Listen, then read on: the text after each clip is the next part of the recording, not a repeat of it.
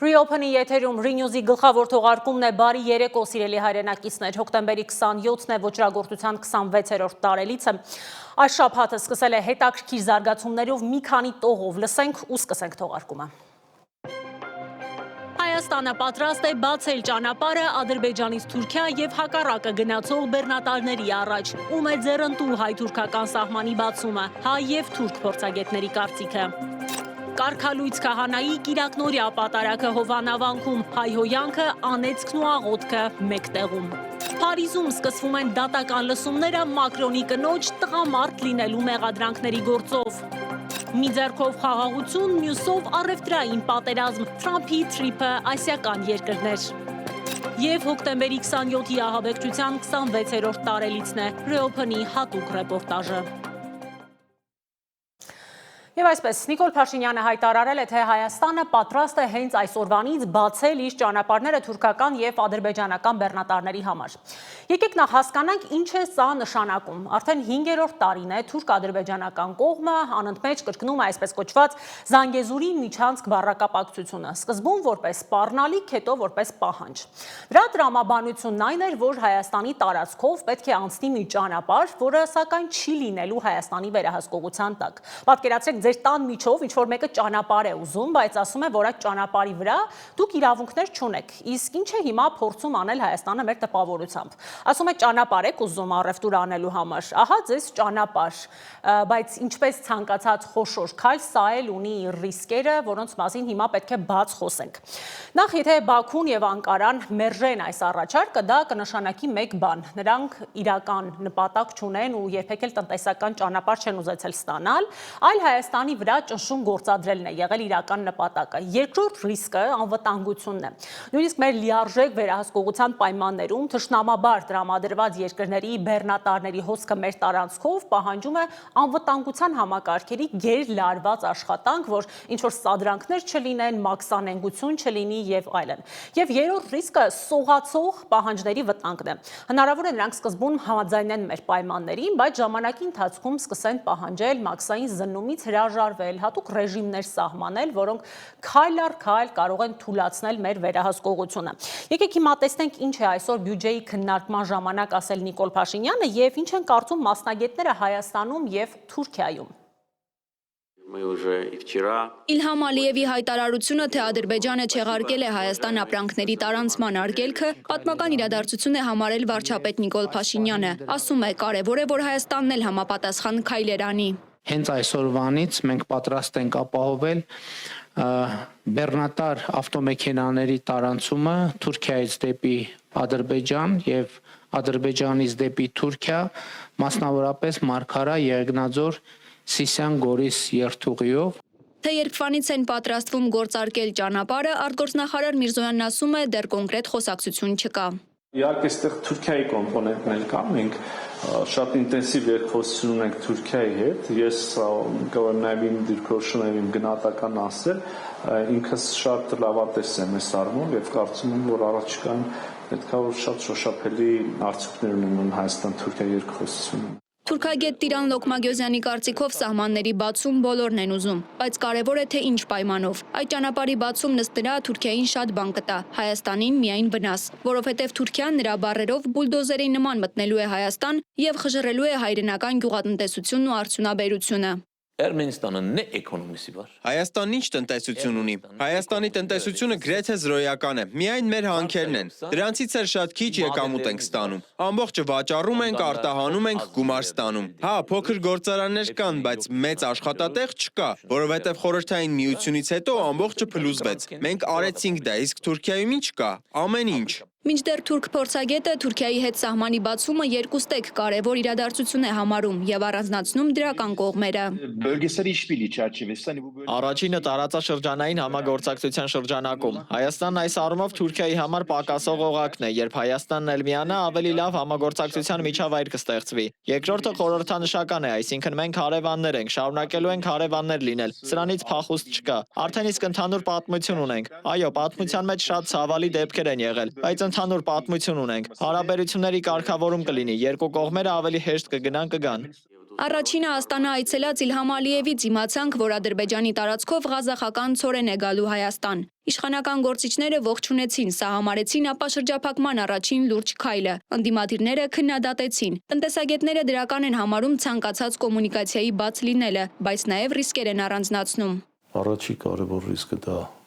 քաղաքատնտեսական տեսանկյունից եթե նայում ենք, դա անպայման Ադրբեջանի կողմից վերահսկողության գործումն է։ Ռիսկերը շատ են նաև այն առումով, որ միայն ավտոճանապարհներով փոխադրումները անընդհատ կարող են վտանգվել տարբեր պատճառներով, սա եւս դեռևս չի փորձարկված, մենք չունենք այդ անկախության տարիների փորձը, որ ասենք, տեսեք ինչքան հաջող կարող է դա տեղի ունենալ։ Մենք պետք է փորձենք նաև այլընտրանքային ճանապարհներ օգտագործել Իրանով, այդ թվում Միջին Ասիայի հետ կապվելու եւ ոչ միայն Միջին Ասիայի, այլ նաև Մերձավոր Արևելքի երկրների հետ, արաբական աշխարհի հետ։ Իսկ ինչ ճանապարհով են բեռները հասնելու Հայաստան։ Այս եւ շատ այլ հարցերի պատասխաններ տնտեսագետի խոսքով պետք է կառավարությունը տա, մանրակրկիտ հաշվարկներ անի եւ ներկայացնի հանրությանը, առաջին հերթին գործարարներին, բացատրելով, թե որքանով այդ ճանապարհով տարանցումը կկրճատի իրենց ծախսերը եւ որքանով շահավետ կլինի սպառողի համար։ Այն ճանապարհը, որ մենք այսօր ունենք, դա Ադրբեջանով, Վրաստանով, Հայաստան մուտք գործող ապրանքների համար նախատեսված ճանապարհն է։ Շատ ավելի կոնկրետ կառավարությունը պետք է այդ քարտեզը ներկայացնի։ Առայժմ ես դա չեմ տեսել։ Ոչ միայն քարտեզը ներկայացվի, այլ նաև ինչպես է տեղի ունենալու մաքսազերծում, ինչպես են ստուգումները իրականացվելու եւ այլն, բոլոր մանրամասներով։ Իդեպ Ռուսաստանի փոխվարչապետ Ալեքսեյ Օվերչուկն է հայտարարել, որ Ադրբեջանը հաստատել է ռուսական ապրանքները Հայաստան տարանցելու պատրաստակամությունը։ Որքան էլ վերջին օրերին շատ են խոսում սահմանների բացման մասին, առանձնացնում դրական ու բացասական կողմերը, հաշվարկում ռիսկերը, այնուամենայնիվ անպատասխան է մնում հարցը, թե Հայաստանի լիարժեք ապաշրջափակման դեպքում առանց հայ գործարարին, հողագործին ու առևտրականին օրենսդրորեն պաշտպանելու, արդյոք չոր հաշվարկների դաշտում Հայաստանի համար ռիսկերն ավելի մեծ չեն լինի, քան ակնկալվող օգուտները։ Մերի Դանիելյան, Վարդան Պողոսյան, Reopen Media։ Այսօր բյուջեի քննարկման ժամանակ Փաշինյանը նաև խոսել է բանակի մասին, պնդել, թե մարտունակ եւ պաշտպանունակ բանակ եզրույթները տարբեր են։ Ըստ այդ տրամաբանության մարտունակ բառի մեջ մի տեսակ ագրեսիա կա։ Իդեպ 2026-ին նախատեսվում է կրճատել պաշտպանական ծախսերը, այս տարվա համեմատ պաշտպանության նախարարության ծախսերը կկրճատվեն ավելի քան 15%-ով։ Մեր բանակը Հայաստանի Հանրապետության միջազգայինորեն ճանաչված ինքնիշխան տարածքից դուրս խնդիր չունի լուծելու։ Եվ մենք նույնիսկ շատ կարևոր ենք համարում, որ մեր ամենօրյա աշխատանքային խոսակցության մեջ մարտունակ բանակ հասկացությունը վերափոխենք եւ վերաձևակերպենք պաշտպանունակ բանակ, որովհետեւ երբ որ ասում եմ մարտունակ բանակ, ինքը չի տեղորոշում այդ պոտենցիալ մարտը որտեղ է տեղի ունենում կամ որտեղ կարող է տեղի ունենալ։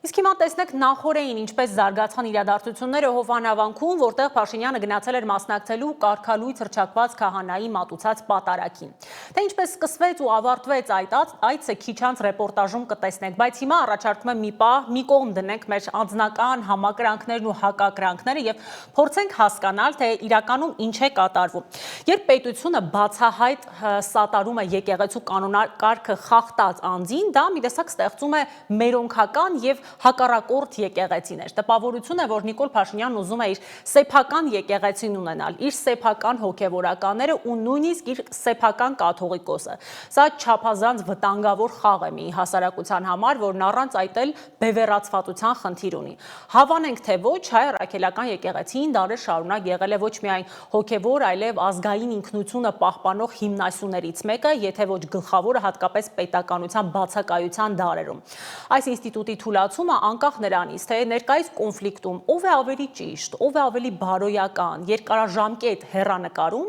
հարվածում է մեր ազգային միասնությանը։ Ծափերով են դիմավորում Նիկոլ Փաշինյանին Հովանավանքում պատարագին մասնակցելու համար հավաքված մարդիկ։ Պատարագին իշխանական մարզպետներ էին եկել։ Ոչ մի փաստի ծանոթ չեմ, բայց եթե արված է երկար ժամանակ, հարց է բարձրացած եւ եթե հարցին չեն հերքում, չեն ասում, որ չի համապատասխանում իրականությանը, որոշ ժամանակ հետո դու կարողանում ես ենթադրություն անել, որ դա իրողություն է։ Այդ տրամաբանությամբ եմ ես հիմա իմ կարծիքներն ասում, իսկ որպես այդպիսին փաստ ես չունեմ։ Բոլոր գործընթացներին մասնակցելու եմ, որովհետև ես այդ քաղաքական թիմի անդամ եմ։ Նույն կուսակցությունից նաև падգամավորներ կային։ Վեհարանը րոպե առաջ ազատվելու է սատանայի հետ գործարք կնքած, սքեմի տակ թաքնված քայլող սատանաներից։ Հայր մեր, որ երկինս է սուրբ եղեցի անունքո, եկեցի արքայցու քո եղեցի կամ կորպես երկինս եւ երկրի, հզահասմ են անապազոր տուր մեզ այսօր, եւ թող մեզ պարտիզ մեզ որպես եւ մենք թողում մեր ոս պարտապանած, եւ մի տան մեզ փորձությունալ փրկի մեր շարից, որտեվ քոնն արքայությունը եւ զորությունը եւ պարտնավեճանս անց։ Նախարարներ, այլ պաշտոնյաներ եւս ներկա էին Մայրաթորի կողմից կարգալույց հռչակված Տեր Արամի կամ Ստեփան Ասատրյանի մատուցած պատարագին։ Հայ առաքելական եկեղեցու կանոնագրքով նախատեսված բազմաթիվ կանոններ խախտած եւ սրբապղծություն իրականացրած մարդիկ չեն կարող որևէ իրենց որոշումները իմ համար գոնե որևէ արժեք չունեն։ Բանտապյանից ինչ փաստեր ունեք։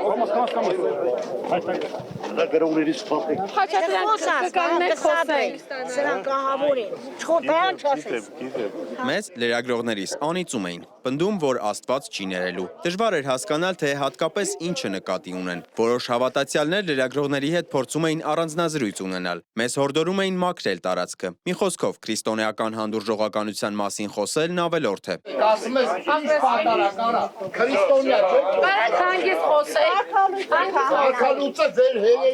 Ես կարամ աշխարհի ծայրից կամ ձեզ։ Այս մարդն օրինակ, որին մի պահ թվացել էր, թե արհեստական բանականությամբ գեներացված արտահայտության մեջ արհեստականն իրեն է վերաբերում, լրագրողներին հորդորում էր չոգևորվել տեսախցիկների առաջ։ Արհեստական բանականությամբ գեներացված, Արհեստականը դուք եք ոտը։ արհեստական բանական, դուք ձեր ձեռքերը, երբ որ ինձ հետ խոսում եք, երբ որ ինձ հետ խոսում եք, ձեր ձեռքերը։ Ինքը ձեզ որևէ վիրավորական բան չասում։ Ես վիրավորեցի։ Ասում եք արհեստականը դուք եք։ Այո։ Դա հիմա որ ձեզ ասենք արհեստական։ Այսինքն ինքը սկզբից ասեց արհեստական, ասեց արհեստական բանականություն, դա ձեզ հանդեպ վիրավորանք չի։ Տեսախցիկների առաջ մի ոգևորվեք։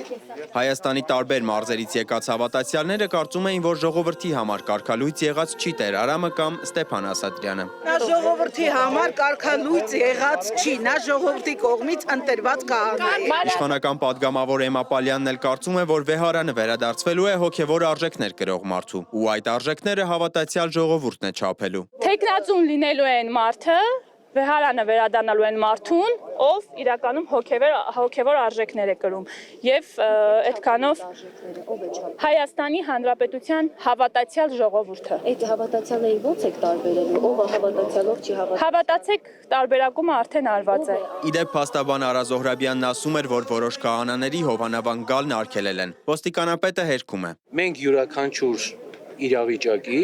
որտեղ որ կա անհրաժեշտություն ոստիկանության միջամտության, պարտադիր լինում է համապատասխան գործառույթ։ Չնայած հինգշաբթի հովանավանքում լրագրողներին հրող ու հայհոյող մարդկանց նկատմամբ նախաձեռնված վարույթ չկա։ Փոխարենը Արագածոտնի թեմի քահանաներին ընդհանուր 21 հոգու կիրակի առավոտյան կանչել էին քննչական կոմիտե։ Նրանք չէին ներկայացել պատճառաբանելով, որ այդ ժամին իրենք պետք է պատարագ մատուցեն։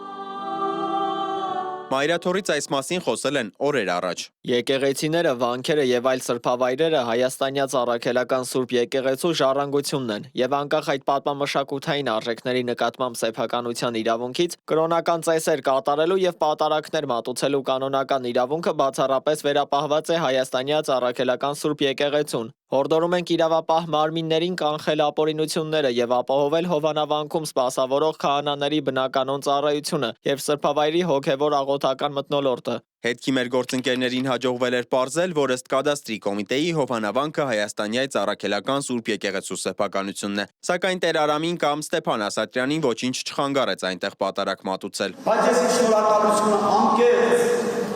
ուզում եմ հայտնել մեր երկրի ղեկավարին, մեր վարչապետին, որ 2000 տարի անց մեր վարչապետը հերոսպես չի գործում, այլ գործում է ճիշտ հակառակը։ Մեծարգո պարոն վարչապետ, ահա այս օրերին մենք տեսնում ենք, որ եկեղեցին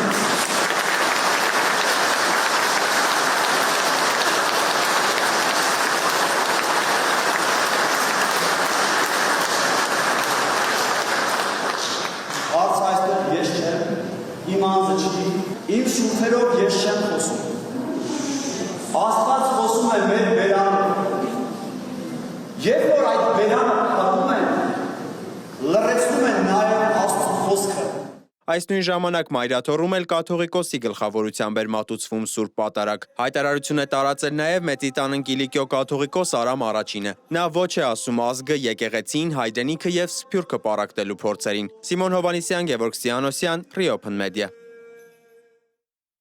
Լավ, անցնենք առաջ ու տեսնենք ուր է հասել Թրամփը իր ասիական թրիփի ընթացքում։ ԱՄՆ նախագահի ասիական այցի գլխավոր նպատակը նոր առևտրային գործարքներ կնքելն է Ճապոնիայի եւ տարածաշրջանի այլ երկրների հետ։ Սակայն այս բոլոր հանդիպումները կարծես նախապատրաստություն են մեկ ամենակարևոր հանդիպմանը։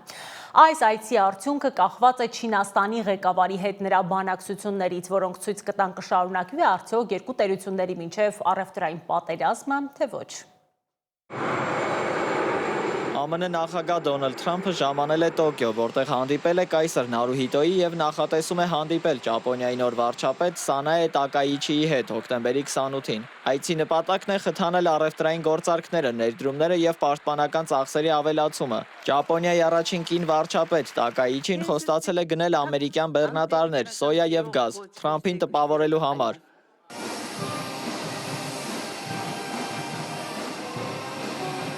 Այսպես են դիմավորել Թրամփին Մալայզիայում, որտեղից Դոնալդ Թրամփը սկսել է իր ասիական շրջագայությունը։ Տոկիո մեկնելուց առաջ Կուալա Լումպուրում Թրամփը մասնակցել է Հարավ-Արևելյան Ասիայի պետությունների ասոցիացիայի գագաթնաժողովին։ Մալայզիան նա անվանել է հիանալի եւ շատ կենսունակ երկիր վեհաժողովին մասնակցելուց եւ առևտրային մի շարք համաձայնագրեր կնքելուց հետո։ Այստեղ նա միջնորդել է Թայլանդի եւ Կամբոջայի միջև զինադադարի կնքումը։ Թրամփը կարևոր դեր է խաղացել հուլիսյան սահմանային բախումները դադարեցնելիս, ինչի համար Կամբոջայի վարչապետ Հուն Մանետը նրան առաջադրել է խաղաղության Նոբելյան մրցանակի։ Թրամփը զինադադարը համարել է միլիոնավոր կյանքեր փրկող։ Կամբոջան սկսել է զորքերի մասնակի դուրսբերումը որպես բարի կամքի դրսևորում։ Ես սիրում եմ դա անել։ Սիրում եմ, դա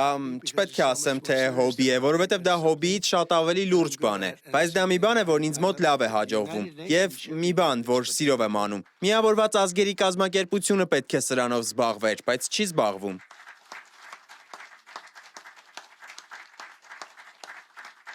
Բացի Հարավ-Արևելյան Ասիայի պետությունների ասոցիացիայի անդամ երկրների հետ հանդիպումներից, Թրամփը Կուալա Լումպուրում առանձնազրույց է ունեցել նաև Բրազիլիայի նախագահ Լուիս Ինասիո Լուլա դա Սիլվայի հետ։ Լուլա դա Սիլվան հայտարարել է, որ Թրամփի հետ քննարկումները լավ են անցել, եւ Միացյալ Նահանգների նախագահը երաշխավորել է, որ երկու երկրները կհասնեն առևտրային համաձայնության։ Այս ամենը տեղի է ունենում այն ֆոնին, երբ Միացյալ Նահանգները 50% մաքսատուրք է սահմանել բրազիլական ապրանքների նկատմամբ, ի պատասխան նախկին նախագահ Ժայր Բոլսոնարոյի ազատազրկման դատապարտելուն։ Բրազիլիայի հետ մենք գործարք կկնքենք, կարծում եմ շուտով համաձայնության կգանք, մենք շատ լավ հարաբերություններ ունենք։ Մինչ Թրամփը դիվանագիտական հանդիպումներ է անցկացնում, Չինաստանի արտաքին գործերի նախարարությունը նույն օրը հայտարարել է, որ պատրաստ է մարդասիրական օգնություն տրամադրել Միացյալ Նահանգներին հարավչինական ծովում ամերիկյան ռազմածովային ուժերի երկու ինքնաթիռների վթարից հետո։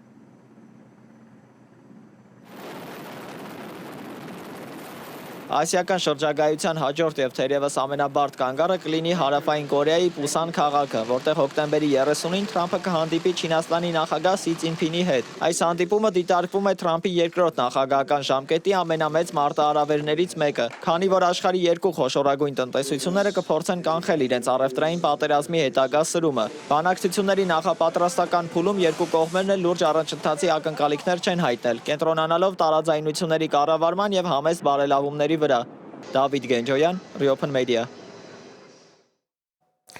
Հիմա մի ուշագրավ պատմություն, որ ֆրանսիական լրատվամիջոցների առաջին էջերում է։ Փարիզում դատարանի առաջ է կանգնել 10 մարդ Ֆրանսիայի առաջին տիկին Բրիջիտ Մակրոնի դեմ ուղղված աբսուրդային դավադրության տեսությունը տարածելու համար, թե իբր նա ծնվել է տղամարդ։ Սա աննախադեպ դատավարություն է լինելու։ Մեղադրյալներին սպառնում է մինչև 2 տարվա ազատազրկում։ Իդեպ Բրիջիտ Մակրոնը միակը չէ։ Ժամանակին մի այսպիսի աբսուրդային պատմության թիրախում էր հայտնվել ԱՄՆ նախկին նախագահի կին Միշել Օբաման։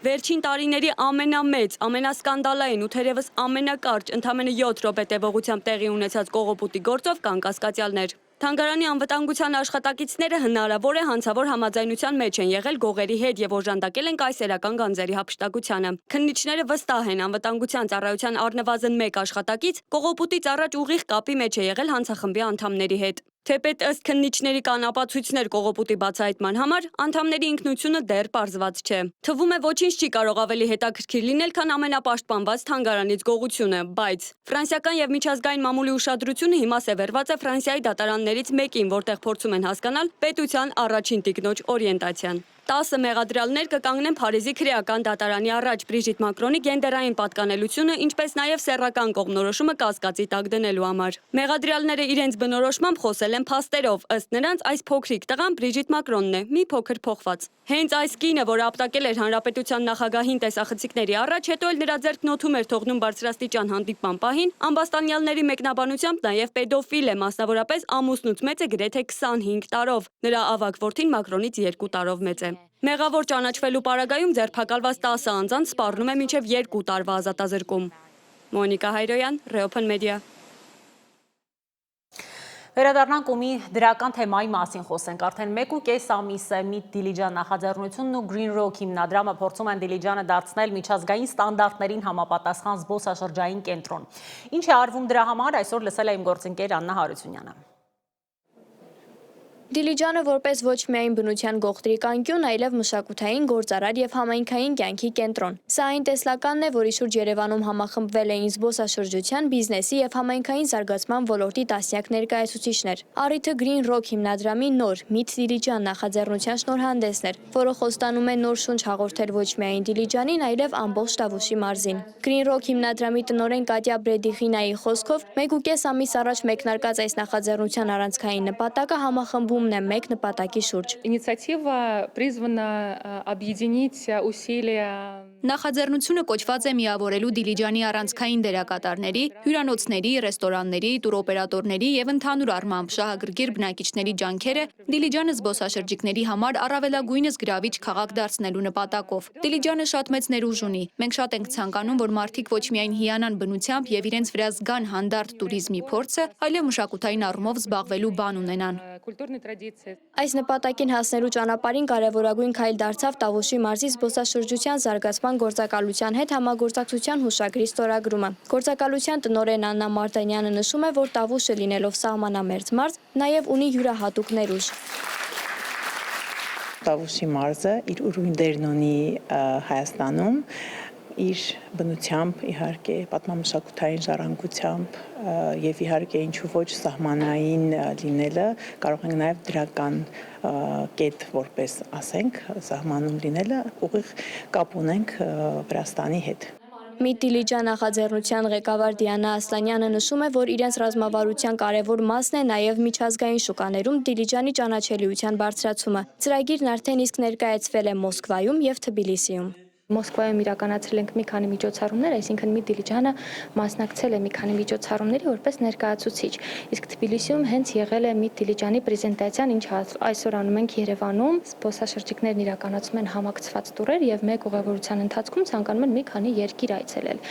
Շատ մեծ հոսք ունենք Վրաստանից, այդ պատճառով էլ հասկացանք, որ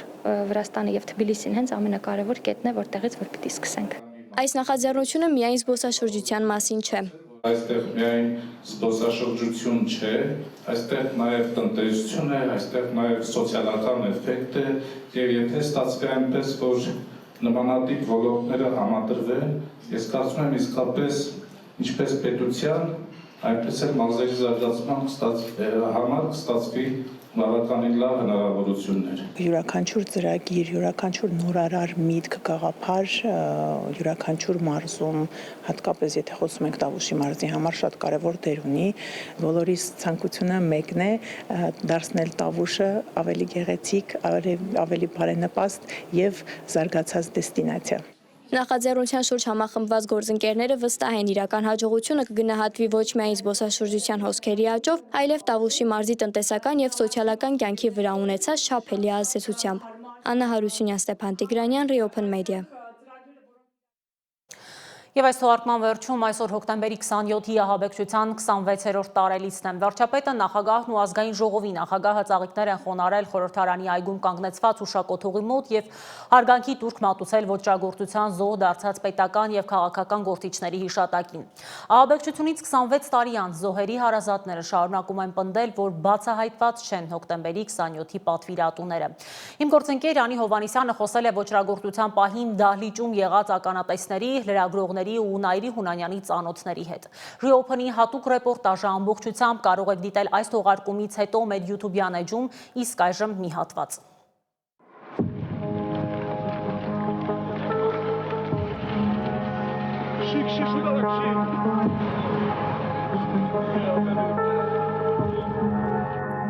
Ինչ որ մի պայթյուն պետք է տեղի ունենա, ինչ որ մի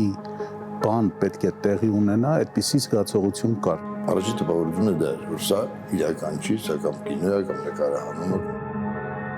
Թշվառները իրենց իրականում հերոսներ են զգում, իրական հերոսները ոչ։ Խամուշտը մտել էր իմ ազորի թիկնակին։ Օրացույցից վերանալ այդ օրը։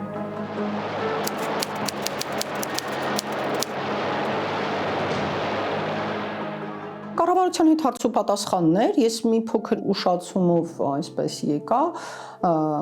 դրա համար տեղավորվեց մի քիչ ուշ եկա արդեն դահլիճը լեփլիկներ, տեղավորվեցինք, ու ինչ որ խոսում էր ֆինանսների նախարարը Բարխուդարյանը, այդպես բյուջեի հետ կապված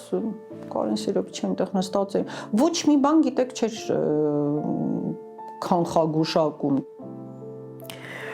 Այդ օրը գիտեի, որ պիտի գնային սպիտակի քաղաքապետները ավտովթարից զոհվել, ասեց պիտի նիստից հետո գնանք հոգի հանգստի։ Վարկյանների շոկը չափից դուրս մեծ էր, բոլորը հոգի շոկի մեջ էին, պառկած էին նստարանների տակ։ Ես համեմատաբար ավելի շուտ ուշքի եկա եւ ամենամեծ ինձ համար ողբերգությունը տեսնել Վազգեն Սարգսյանն այդ վիճակում, որտեղ Վազգեն Սարգսյանի հետ մենք եղբայրներ ենք եղել։ Քոչարյան Ռոբերտը գա, նախագահը։ Նա չի գա։ Իսկ եթե չգա։ Եթե չգա, մենք առանց իրա ստիպած լինենք, որոշել էս ազգի ճակատագիրը։ Գալիս է այստեղ, միասնաբար ոչ մեկ իր անձին վտանգ չի սպառնում, միասնաբար բոլորի հետ միասին որոշենք մեր երկրի ապագան։ Կամ թեկուզ ալիքը թող գա սկզբի։ Հիշեցնեմ, որ այս ռեպորտաժն ամբողջությամբ կարող եք դիտել այսօր, այս թողարկումից հետո մեր YouTube-յան էջում։ Իսկ այս թողարկման համար այսքանը սիրելի հայրենակիցներ, շնորհակալ եմ ուշադրության համար, չմոռանաք բաժանորդագրվել մեր էջին, գրել ձեր կարծիքները, դա մեզ համար շատ կարևոր է։ Իսկ մենք հանդիպելու ենք արդեն վաղը, ցտեսություն։